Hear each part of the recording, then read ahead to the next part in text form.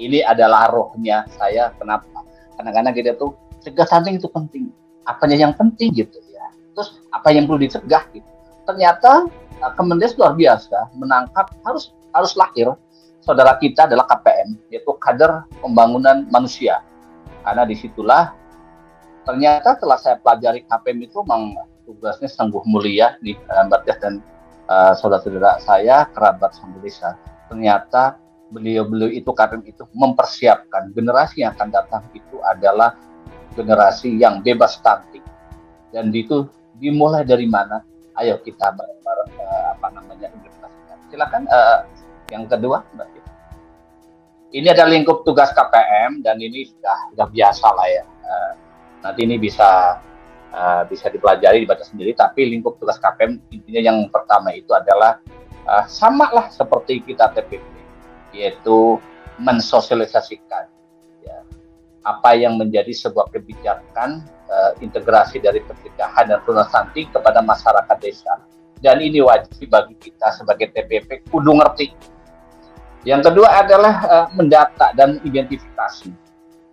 Nah ini, dalam pendataan dan identifikasi yang kedua, ini sangat erat kaitannya dengan pendataan profil desa. Amanat kita adalah Permendes 21 tahun 2020.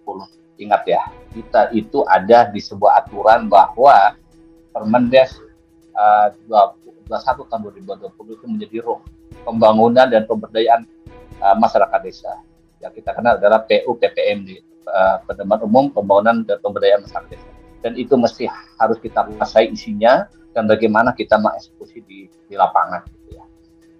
Berikut yang ketiga adalah memantau layanan pencegahan dan penurunan stunting. Itu terintegrasi terhadap sasaran rumah tangga. Jangan sampai gitu ya.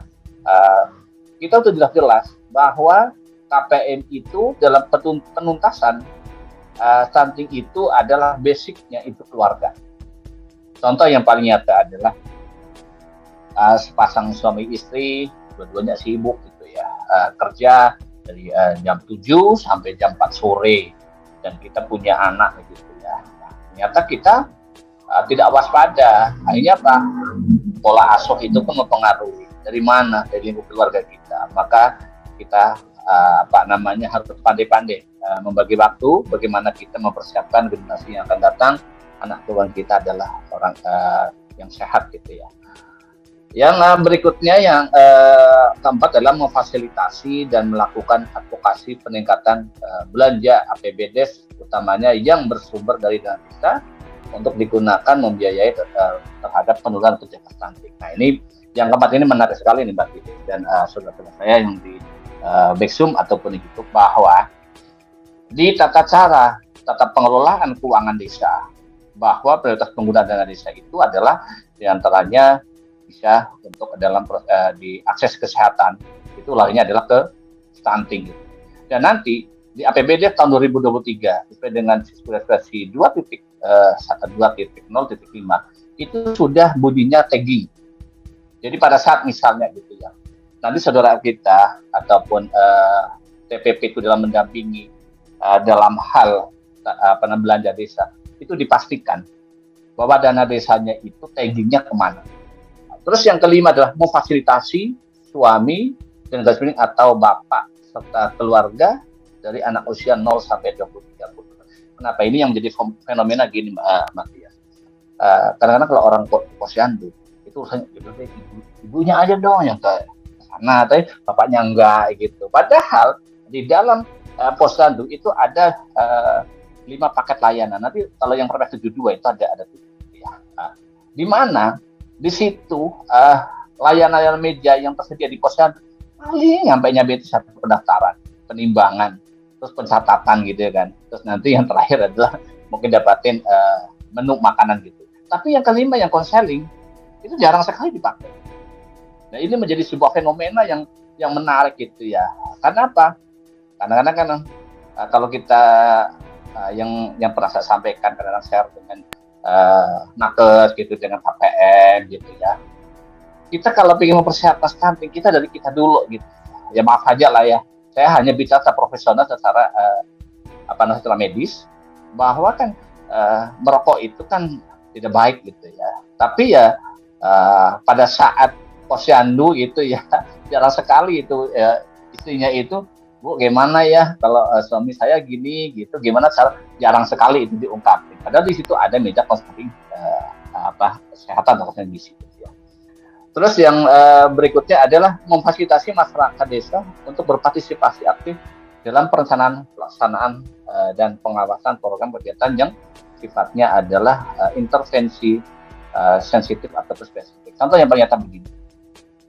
Kita kenal itu kan adanya Musbangdes, Musdes, penentuan PKP ataupun penggalian masalah atau gagasan gitu di masyarakat. Sedangkan kita dengan adanya pendataan, konsolidasi data SDGs yang dilakukan sesuai dengan Permendikbud 1 tahun 2020 pada pasal 19 itu adalah 1 tahun dua kali. Dan ini harus kita lakukan sebagai TPP karena apa? Kita itu sudah ada alatnya, terus kita belajar, kita wajib mau belajar. Gitu ya. Karena apa?